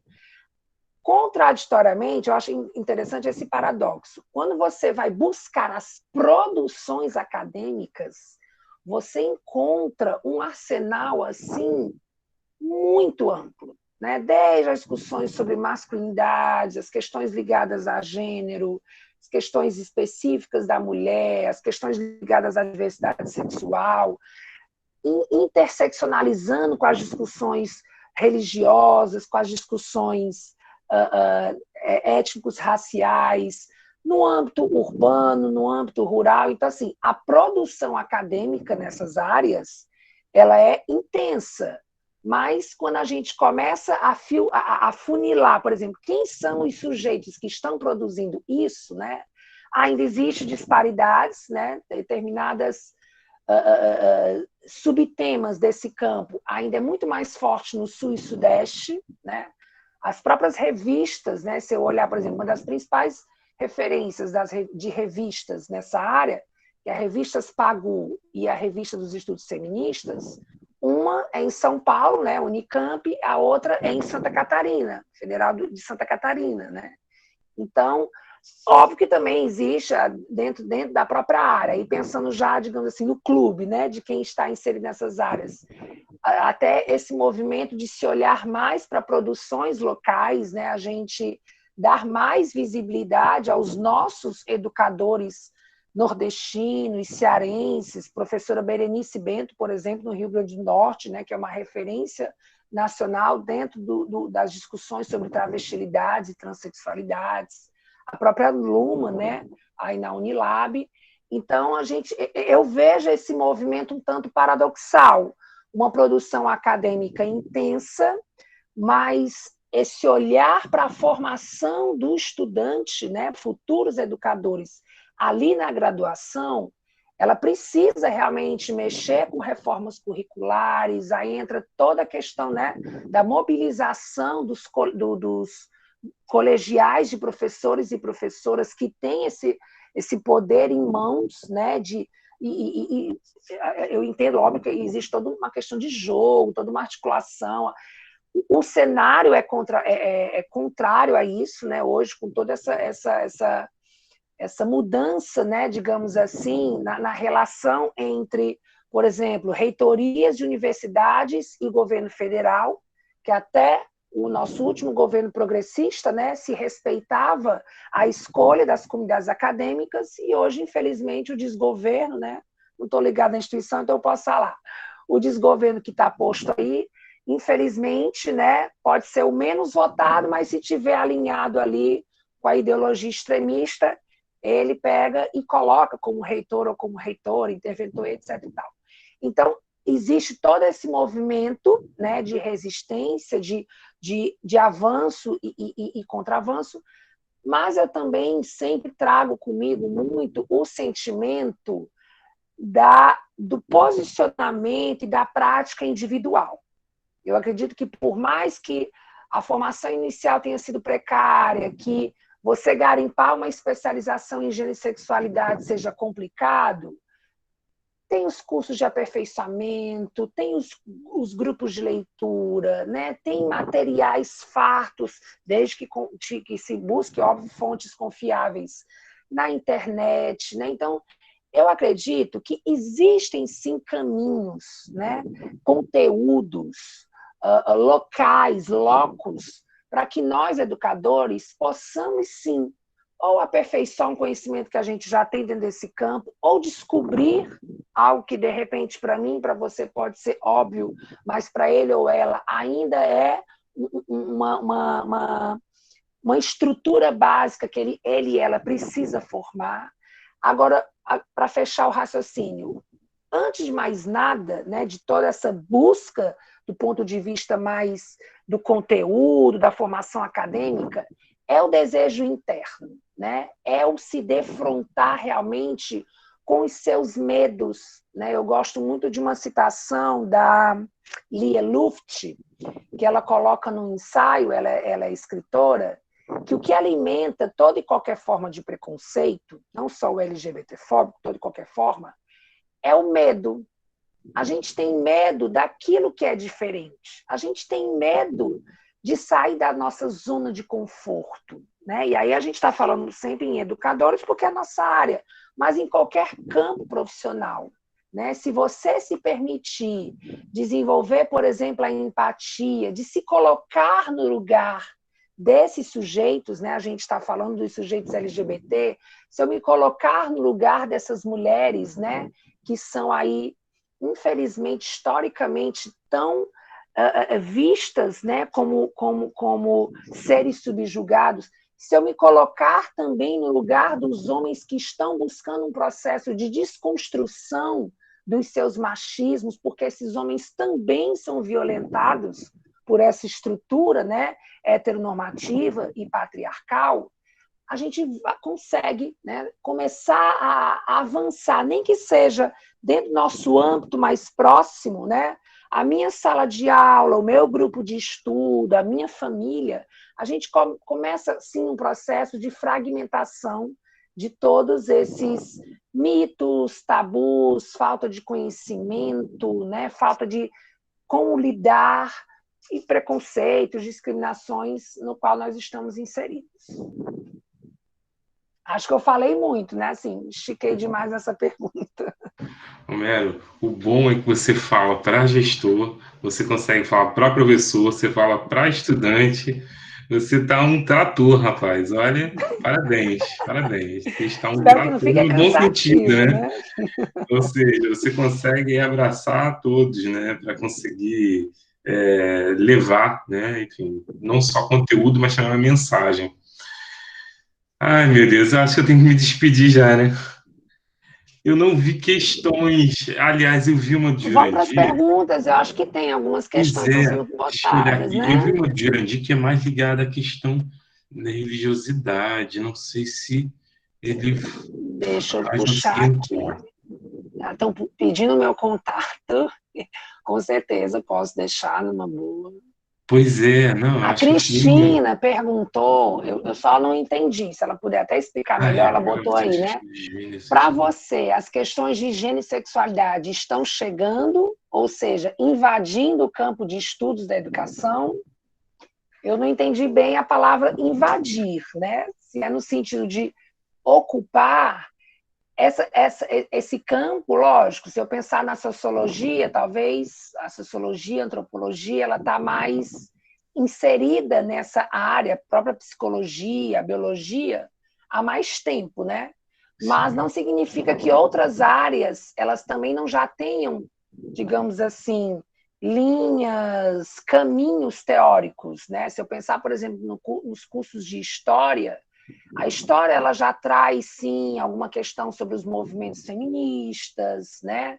Sobre a visibilidade, se dar a visibilidade hoje a sujeitas que foram importantes em grandes momentos históricos, né? Se eu pensar, por exemplo, em Juvita Feitosa, que participou da Guerra do Paraguai, e poucas pessoas sabem da história de Juvita Feitosa, né?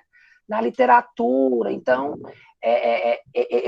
eu entendo que hoje essa visibilidade aparentemente maior, né, quando se fala muito assim, hoje esses assuntos estão mais em voga.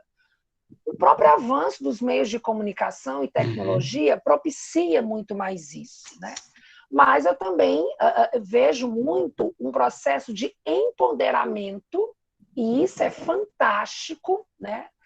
Não só dos sujeitos que são historicamente marginalizados, então, negros e negras, né, LGBTs, mulheres feministas, esses sujeitos se empoderando e se colocando mais nas discussões, mas eu também creio e defendo o que muito a Bell Hooks, né, que é uma feminista negra americana, coloca, da necessidade da união das lutas. Então, a gente também trazer para essas discussões e essas lutas aqueles sujeitos que aparentemente não sofrem discriminação, ou que seguramente não sofrem da mesma maneira, como, por exemplo, os homens héteros, né? Os sujeitos não LGBTs, que às vezes aparentemente não estão inseridos nisso, mas eles estão.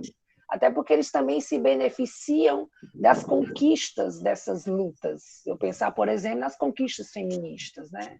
Então, se é nesse sentido, nós estamos ocupando, sim, e que bom, né? Cada vez mais espaços.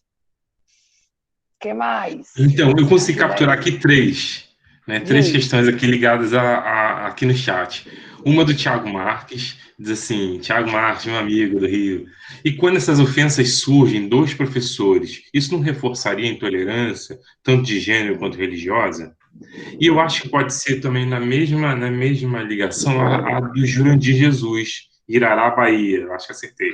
Como colocar isso em prática, visto que muitos professores professam uma religião que discrimina e sua formação familiar contribui para isso? Aí tem uma outra que eu já coloco daqui a pouco para ti. Tem uma outra do Olha, Sidney, tem uma do Sidney que eu coloco daqui a pouco. Luiz, eu vivenciei na pele, né, quando eu estava na educação, no ensino fundamental 2, nós tínhamos uma colega que era professora de formação humana, né, infelizmente chamada de ensino religioso, e ela tomava a disciplina como uma forma de catequizar os meninos e as meninas, né? E isso causava constantes atritos, não só entre nós, eu e ela e o professor de história, de questionamentos mesmo, da prática, né, que aquilo não era a concepção de formação humana que o município defendia, do ponto de vista institucional, etc. Muitas vezes estudantes também se mobilizavam, né, no sentido de questionar a atitude da professora. Eu lembro de um caso em que a única equipe no seminário que ela fez que tirou uma nota abaixo da média foi a equipe que tratou sobre homofobia. Diga-se de passagem, uma equipe formada por estudantes que eram conhecidas na escola como meninas muito inteligentes, notas sempre muito boas, enfim. Quais eram os movimentos? Havia a tentativa do diálogo com essa profissional, mas, infelizmente, muitas vezes, havia necessidade de se tomar outros mecanismos, né? Quando a gestão da escola, e a maioria das vezes a gestão da escola se anulava, não restava outro caminho a não ser, por exemplo, as denúncias, né? Então, assim, depois já trabalhando no Estado, eu passei a ter uma visão maior do fazer valer, por exemplo, a questão das ouvidorias, né? Às vezes a gente pode cair naquele equívoco de achar que o denunciar, e aí é interessante que a denúncia via ouvidorias, por exemplo, a Unilab deve ter uma, o ES, SEDUC, todas as instituições têm suas ouvidorias. Se você não quer se expor, né, até por uma questão mesmo de se preservar, você pode fazer a denúncia, lógico, desde que fundamentada, de maneira anônima. Porque essas ouvidorias, elas dão a visibilidade no sentido de elas geram números, né? Então, à medida que você vai gerando, a partir das denúncias, casos, por exemplo, de educadores que, infelizmente, fazem uso de preceitos religiosos para tentar justificar práticas, né, de discriminação com seus estudantes, isso é um caminho de fortalecer uma política pública de, pelo menos, ONGs, né, sociedade civil, dentro dos âmbitos que nós atuamos enquanto coletivos de professores, conselhos escolares, reivindicarmos, né, questionarmos que a política pública ela precisa ser mais efetiva, que o professor e a professora, independente da questão da estabilidade, né, pensando em nós que somos servidores públicos, não estamos acima da lei, né? Se existe, por exemplo, aí falando aqui a nível de Ceará, desde 2018, uma lei estadual que garante a nós, educadores, a liberdade de cátedra. Então, por exemplo, eu, Homero, você, Luiz, nós não podemos ser acusados, né, de estarmos fazendo algo indevido quando a gente traz essas discussões como agora para as nossas aulas, para os nossos currículos, mas, por outro lado, a gente tem que entender que liberdade de expressão não é sinônimo de disseminação de discurso de ódio, né? Essa naturalização de um discurso discriminador é que também precisa ser combatida, né? Nós temos, se eu pensar, eu sempre acabo fazendo referência à secretaria, né, porque é o âmbito que eu passei muitos anos e por ser servidor do Estado. Ela tem, por exemplo, várias situações de casos de professores que são processados, né, que são afastadas das suas funções, quando se comprova, por exemplo, situações de assédio. Né? Eu acompanhei de perto isso, escola onde, para parte dos meus colegas professores, homens, era natural querer se avaliar, por exemplo, uma aluna em função dos atributos físicos. Inclusive nas turmas de EJA, né, até por a questão do perfil de idade mais elevado, professor que se envolve com a aluna, etc. e tal, e por vezes colocando a aluna naquele local, né, aquele lugar, mas foi ela que deu em cima de mim, ela que provoca vindo com uma roupa assim, assim, assado, né, e a gente sempre naquele processo, professor da sala de aula é você. Não interessa se a menina menor de idade deu uma cantada ou coisa do tipo, né? Quem tem que ter esse discernimento é você. Então, por exemplo, a questão do assédio, né? A live, são tantos assuntos que uma live só, né, não esgota. A questão, por exemplo, do assédio, que infelizmente é uma realidade muito presente nas escolas de educação básica, e normalmente envolvendo essa situação, né? O professor homem hétero assediador com meninas, né? com mulheres, por vezes até menor de idade, ela não é algo que possa ser invisibilizado ou naturalizado. Isso precisa ser denunciado. Ah, mas o processo administrativo é moroso, etc. Não interessa, né? quanto mais a gente silencia, quanto mais a gente acha que não vale a pena, né, se contrapor àquela situação que a gente está vivenciando no nosso locus de trabalho, mais ferramenta a gente, infelizmente, dá, mais munição, né? A gente dá para esses sujeitos que estão nessa concepção, né, como é que eu digo, perpetuação de determinadas pensamentos e estruturas patriarcais, né? Mas é a mulher que tem que saber o seu lugar, é a mulher que não pode provocar a situação. O que é provocar a situação? Uma roupa, né? Uma festa, porque estava alcoolizada e coisa do tipo. Então, eu sempre repito, né? Talvez até me torne um pouco redundante, repetitivo. Nas várias frentes em que nós, né, ocupamos, os vários espaços, o silenciamento é o pior caminho. Eu sei que tem horas que a gente está cansado, lutar sozinho é extremamente cruel. Só para encerrar esse pensamento, quando eu estava nessa escola da educação fundamental 2, quando o meu grande parceiro, professor de história, saiu, foi para a secretaria, eu fiquei sozinho, né, nessa luta. E os meus grandes aliados e aliadas eram os meus próprios estudantes. A grande maioria eram estudantes que defendiam que tudo isso que está sendo posto aqui precisava ser falado, né, que os preconceitos precisavam ser desconstruídos. Então, era com eles e elas, por exemplo, que eu me fortalecia, já que no próprio corpo docente eu encontrava, quando não em silêncios, infelizmente, né, os extremismos como esse que eu descrevi há pouco dessa minha antiga companheira de trabalho. Tá certo. A gente já está terminando. A professora Cristiane vai estar se despedindo. Muitíssimo obrigado, professora. Um grande beijo, tá bom? E assim, tem a do Cisne que eu queria colocar. Assim, uma questão que eu queria falar em cima do que você trouxe para a gente é a questão do quanto, né, provocar as políticas públicas, né? Quer dizer, de alguma maneira, a denúncia ela serve para que futuramente a gente anuncie algo que seja a promoção de novas políticas ou de políticas públicas, né? Que, enfim, que reconheçam, que tratem dessa questão tão primorosa, né? Talvez seja um pouco isso. Porque aí, Homero, fugindo um pouco, talvez até do que eu vou colocar aqui da questão do Sidney, porque a gente vê muita só a denúncia, né? E o anúncio sendo pouco, né?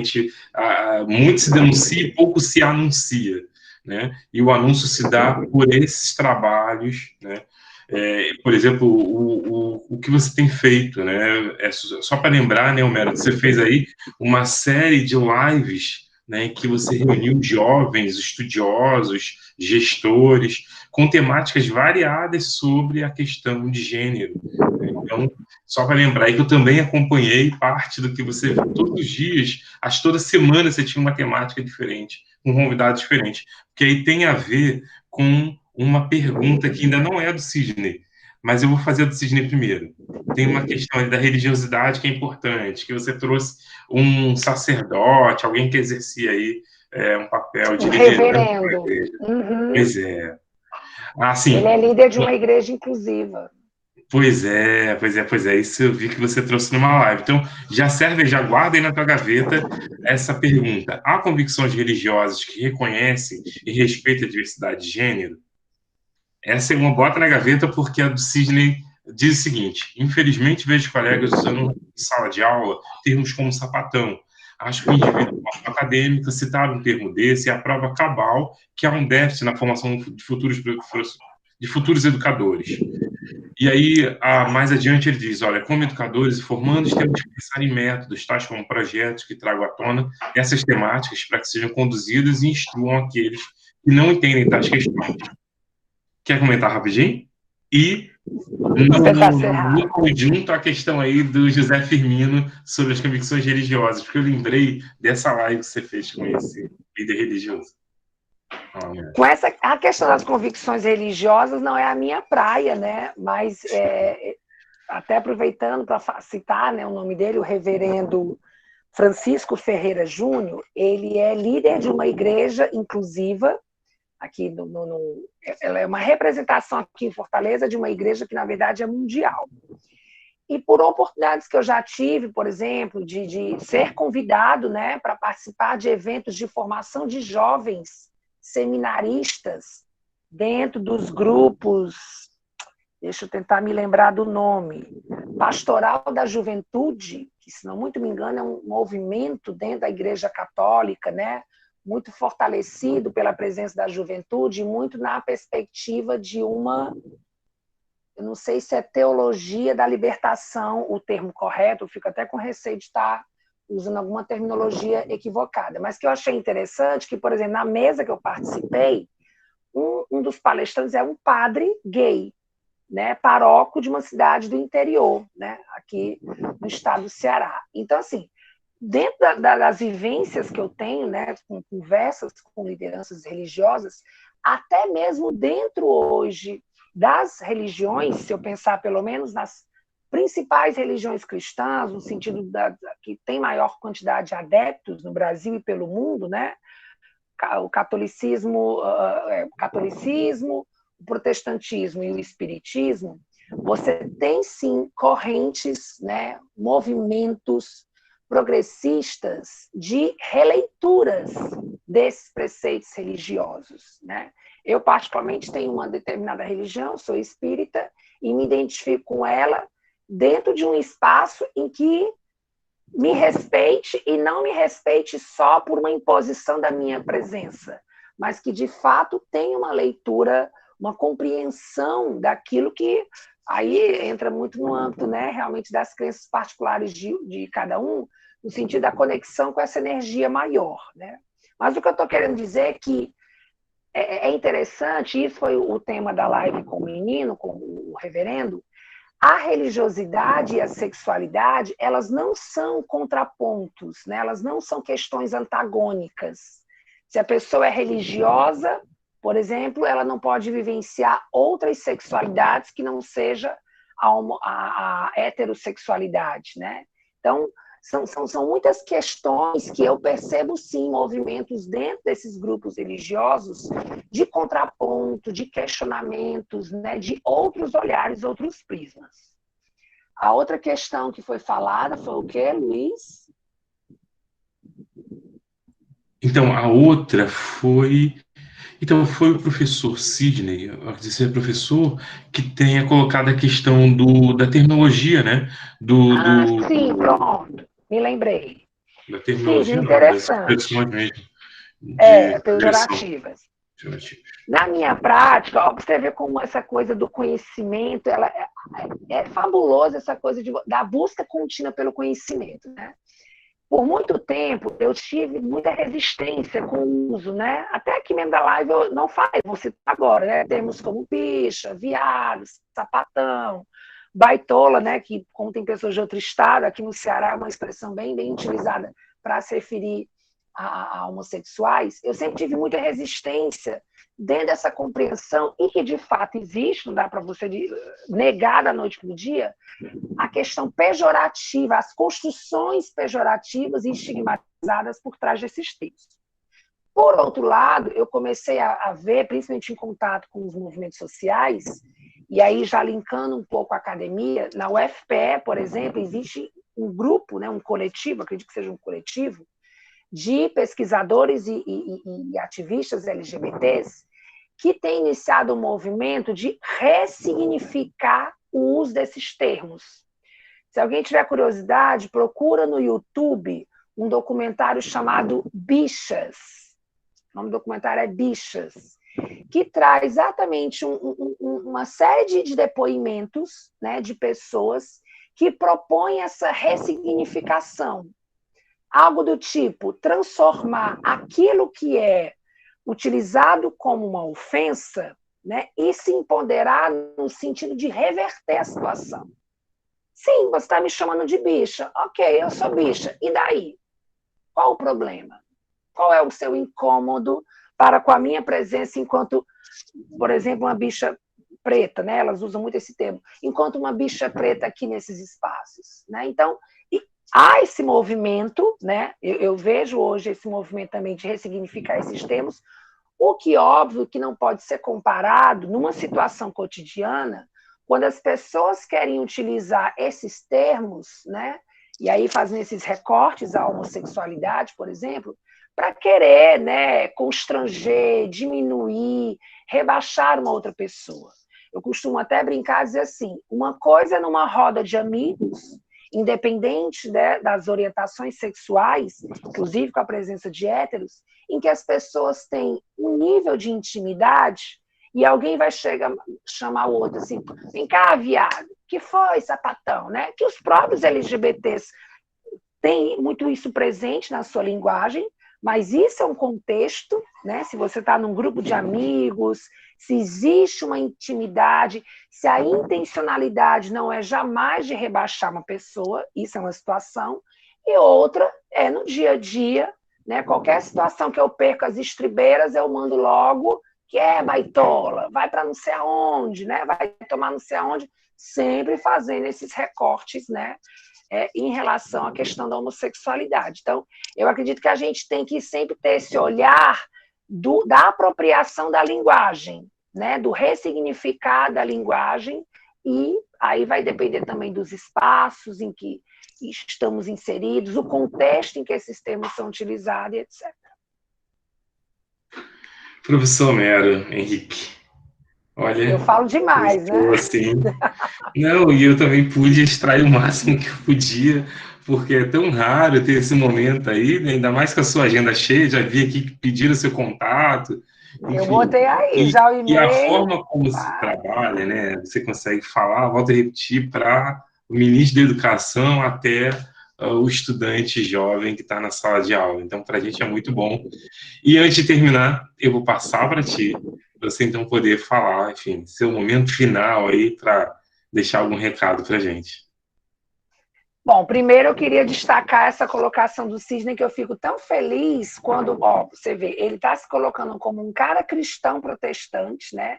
Teólogo. Pois Então é, você eu vê quero que a ser professor, pessoa, né? Professor, sim. né, ele tem vivência e tem conhecimento daquilo que ele está falando. Ele diz, né, que afirma que não há nenhum embasamento bíblico na segregação de gênero.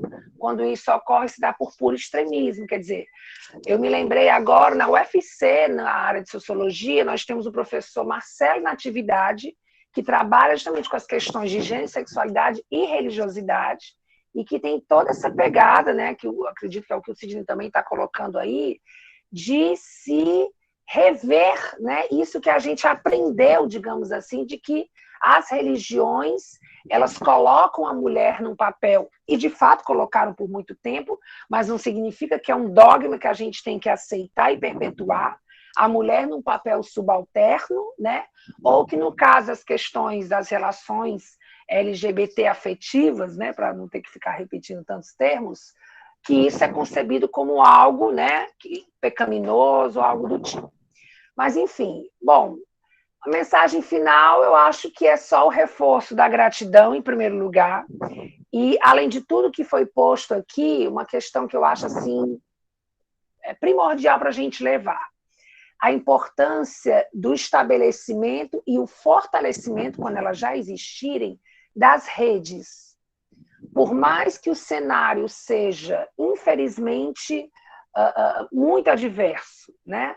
Está todo mundo aí conectado com a eleição lá nos Estados Unidos, porque a gente sabe que pode ter alguma influência de novos ares aqui para o Brasil, né? Já tem esse movimento a nível de América Latina aí de governos progressistas voltando, e a gente espera que não só voltem, mas que corrijam as bobagens que fizeram no passado. Enfim, essa conexão de rede, né, para que a gente se fortaleça nas nossas lutas, eu acho primordial. Então, por mais que, às vezes, o trabalho do professor, da professora lá no interior da Bahia, né, às vezes tem uma diretora que não colabora, foi denunciado no Ministério Público, tem um vereador, uma vereadora, né, na cidade que professa barbaridades, naturalizando violências, mas tenha certeza que o seu trabalho, a sua fala, a sua atitude, a sua postura, o seu empoderamento, né, professor, professora, faz a diferença, seja para qual for a quantidade de alunos ou alunas e outras pessoas com as quais você convive, né?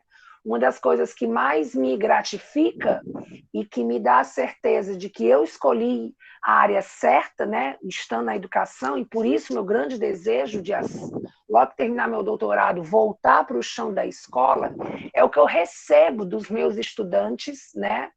Muitas vezes, anos depois, nem sempre, né, na nossa área é muito cruel nesse sentido, nem sempre a gente vê as sementes que a gente planta já germinar naquele ano letivo. Mas são tantas histórias de vida que vão sendo construídas e depois, em algum momento, elas retornam, né? E aí o aluno e a aluna traz, olha, professor, aquela sua fala, aquele seu projeto, aquela sua atitude, o quanto foi importante, né? Eu fico, assim, muito emocionado quando eu vejo, por exemplo, nas postagens de Instagram e Face, muitas vezes os meninos mal lembram de um conteúdo. E a aula de Geografia das Indústrias. Mas eles lembram, na verdade, de situações de sala de aula, onde, por exemplo, essas questões que foram tema aqui hoje da nossa live foram colocadas. De defesas, de proposições, de discussão, inclusive dos que falavam o contrário, né? Os meninos e as meninas que, na época, reproduziam esses preconceitos e que hoje têm outras posturas de vida, colocam que, naquele momento, aquilo foi um start, né? Outros que se empoderaram a partir daquilo, que perceberam que o fato de serem LGBT não os colocavam, né, num patamar de inferioridade de forma alguma. Então, a minha mensagem final é isso: fortaleçamos as nossas redes, porque a luta ela é muito árdua, mas nós não estamos sozinhos e sozinhas nessa. Muito obrigada. Perfeito. Olha, só tenho a agradecer. Estou vendo aqui só mensagem também, né? Parabenizando. Tem uma mensagem muito bonita também, que agora foi deixada pela Janaína, se não me engano.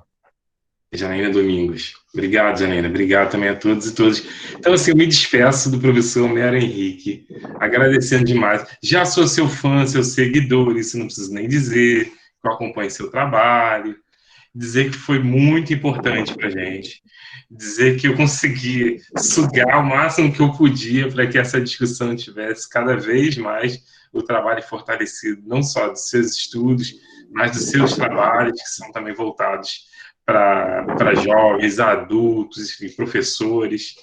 Dizer que para mim foi uma honra muito grande em tê-lo, né, agora aqui, ao vivo, nesse momento em que a gente discute essa temática. Tá bom?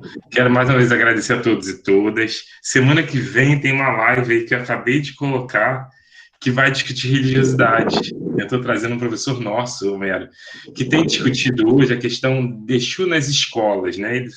Ele é um babalorixá e professor, né? Professor Lincoln, lá da Unilab, inclusive.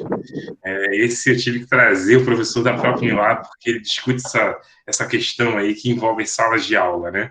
Então, as epistemologias de terreiros, então, na educação de jovens e adultos, por conta de toda essa discussão também que passa pela sala de aula, da educação de jovens e adultos, e toda a sala de aula, né? A gente está falando de modo geral, mas eu acabo restringindo aí para o nosso campo de pesquisa. Professor Homero e todos os convidados, muitíssimo obrigado, tá? Valeu demais. A gente se fala, eu me despeço, e semana que vem tem mais. Né? Eu estou aqui não querendo terminar, mas tem que terminar, porque a gente precisa avançar nos nossos afazeres. Então, muito obrigado a todos e todas, amigos. Professora Isabel Orquiz, lá do Piauí, tem a professora Maria de Socorro, também do Piauí, tem Rio de Janeiro, tem Irará, Bahia, tem aqui no Ceará, claro. Então, muito obrigado, tá bom? Obrigado demais. Show de bola. Um grande Valeu, beijo Homero. a todos e todas. Até a próxima. Obrigado, até a próxima. Então, colocar para desgravar. Obrigado demais, Jurandir. Boa noite.